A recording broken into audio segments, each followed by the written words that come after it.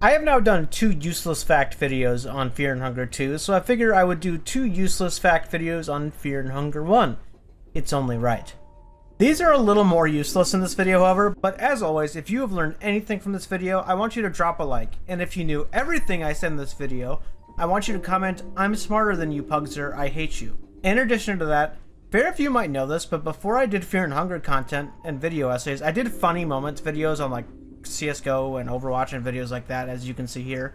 Notice the very few views.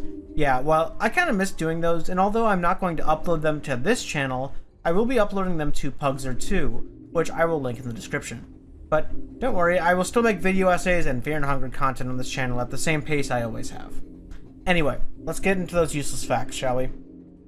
In the Voltail fight in Mahabharata, one of the questions he asks is, when was Alll-Merr, the Ascended One, born? The correct answer here is year 0. However, in the real world, there was never a year 0. Let me explain. The concept of year 0 was not even thought of as a concept, because the BC calendar did not exist around then at all. All calendars just started at 1. So if you use the allegory that Alll-Merr is like Jesus, technically, Jesus was born at around 5 BC, not 0 AD in the Christian faith, according to most texts at least. If you try to talk to the Greater Mumbler, it will reference the Bible, saying, "Endless depths, thou art my father, corruption, thou art my mother." This is a reference to Job 17:14, which says, "I have said to the corruption, thou art my father. To the worm, thou art my mother and sister." Some scrapped content facts real quick. One is that Gro-Goroth was originally not supposed to be a mercenary, but a vampire hunter. And his wife was supposed to be a female vampire hunter. Then my favorite piece of cut content that I really wish was in the game was that Gro-Goroth was supposed to be illiterate in the terror and starvation mode, making it so that only if someone else was in the party with you, it would allow you to read books and signs and things. If you are alone, you couldn't read anything. That would have been such a cool idea and difficult thing to get around, and it is such a Fear and Hunger thing to have in a game. I really wish this was in the game.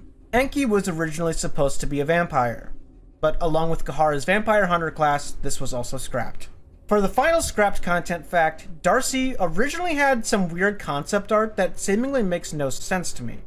And I want your guys' opinion on what it means. It's this one right here, where she's surrounded by 3 female ghosts.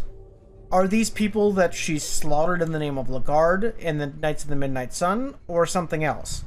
I'm not sure, but another bonus fact about Darcy is she was based on Joan of Arc. For my testing, when you get a coin flip for a bookcase, you can get up to a max of 4 books from one coin toss, not just one. Once again, this could be a bug, but in this footage I got 2 empty scrolls, a scroll of fencing, and the passages of Mahabharata from one coin toss. The dogs at the beginning of the game are almost 1-to-1 copies from this image of an Irish wolfhound from the PDSA website, which is a charity website for animals. In addition to that, the headless from Fear and Hunger 2 are pretty much just copies of this original Jagged Jaw image, without heads. I still don't know the lore of these things. The Skin Granny's first form is a reference to Berserk's fake Granny in Griffith's vision during the eclipse, as if the game didn't have enough Berserk references. A little bonus fact here is that the Skin Granny is actually Miro Havernine, the game developer's, favorite enemy or boss in the game. If you're wondering what the Cave Mother is or why she's even attacking you, as there seems to be almost no reason for it if you just play through the game, the new gods seem to think it wants you to impregnate it. Yeah, those little cave gnomes you come across, those are results of people, humans might I add, impregnating the Cave Mother. Who would want to do that? Speaking of the Cave Mother, if you search her cavity after you kill her, you can get a gnome egg. If you use these, you can feed them to the salmon snake in its fight to skip some turns of it. There are 2 consumables in the game that seemingly do nothing. One is the Cave Mother's gnome milk. You get this by milking the Cave Mother on the wall or stealing it from certain cave dwellers. Another is a diamond, which can be stolen from the Old Knight, that also seemingly does nothing, but it seems important and not used. For some reason in the prison section, there's a set of books that you can search for books in, but for some reason this is the only thing in the game that you cannot use lucky coins on that are a coin toss, as far as I'm aware. I don't know why this happens, it's probably a bug, but I've never seen anyone talk about it. Unlike Fear and Hunger 2, both heads and tails have the exact same animation in this game, so you can't instantly tell what you got the instant you got a coin flip, like the second game. And despite how it feels, the coin toss is truly 50-50, even if it sure as hell doesn't feel like it. But the code says it is, so I trust it.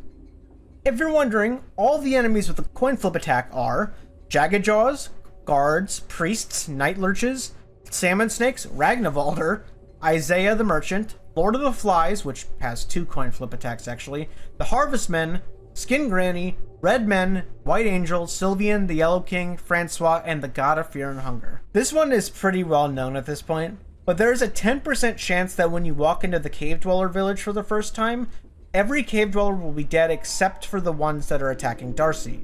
They will be replaced with Moonless Guards, which seems to have slaughtered all of them. To keep up with the theme of the Cave Dweller village, if you've ever wondered what the stone crown drop does from the Salmon Snake, if you put it on, don't rescue Darcy and then take the cube, instead of getting aggroed by all the cave dwellers, they will remain non-hostile. They think you're their king, I guess. So if you really like them, I guess you can keep them all alive. I'm assuming the Salmon Snake ate the Cave Dweller King, and that's why they respect the crown, and why it's in the Salmon Snake. Iron Spears and Ritual Spears are the exact same weapon. However, the Ritual Spear is supposed to be poisoned, but due to a bug, almost no weapon in the game inflicts status effects at all, including the Shark Teeth, which in the description literally says it bleeds enemies, or the Miasma, which should also poison things. Speaking of weapons that actually can status affect things though, I believe the only one in the game is the Cursed Blue Sin. Which you might say, but Pugzer, the Blue Sin doesn't status affect anything. Well, if you curse it, not only does the damage increase like every other cursed weapon, it also inflicts burning damage for some reason. Why? I don't know. Science or something? Eyeglasses and the monocle are pretty useless, as it increases hit rate, but it does not touch the evasion of the enemy, which is usually the reason you miss. The only weapon that it would matter on are weapons that have a naturally low hit rate, such as the Bone Shears. Despite what you may think, and what I've seen on YouTube, the War Scythe is not affected by this item. It doesn't use hit rate, but success chance as a variable. So no, the eyeglasses and monocles do not increase the hit on anything but the Bone Shears, which is my favorite weapon in the game. For some reason, when you curse an axe, it changes the sprite in battle to a cursed mace instead. Probably another well-known one, but for some reason, every door in the game can be kicked down with the leg sweep move. Is this a glitch or a feature? Hell if I know. You obviously know that in both Fear and Hunger games that everything in a barrel or box is randomized. But in Fear and Hunger 1, there is a box that will always have a blue vial in it. Right when you walk into the dungeon of Fear and Hunger, there's a locked door. If you open it and use this chest right here, it will always have a blue vial. Only it calls it a vial of blue liquid instead. But it's a blue vial. I'm not sure why there's a name change on this one specifically, and why specifically it always drops a blue vial, but it's a free heal, so we'll take it. You may struggle with the Greater Blight You may struggle with the Greater Blight fight in the Void. However, if you have some magic in your arsenal, which if you're like me, you rarely do, but if you have Black Orb or Hurting, as the Greater Blight is approaching, you can cast those and still damage the new god before the fight even really starts. If you ever wondered why the Yellow Mages can still cast Hurting after you cut off their arms, it's because for some reason, although they are technically casting it with their torso, if either leg is cut, they will no longer use it. So if you cripple them, they won't be able to cast Hurting anymore. This, I believe, is also the only time in the series that cutting off legs prevents enemies from using certain moves. And finally, you can ask a blank scroll for a fetus, or use the Creation of Life 1 book, which you can eat for 90 hunger rejuvenation. As far as I'm aware, this is one of the most quote-unquote nutritious thing you can eat in either Fear and Hunger game. Well, with that, there's 25 more useless things about Fear and Hunger 1. I really hope you enjoyed this video, and remember our bet at the beginning. When you like the video, it helps it spread, and it really helps me out a lot. We're so close to 10k subs, and I really would love that. A small announcement, now that the video is over, however, is that I'm in the early stages of working on a Fear and Hunger iceberg video. So make sure you subscribe to see updates for that. Other than that though, that's everything.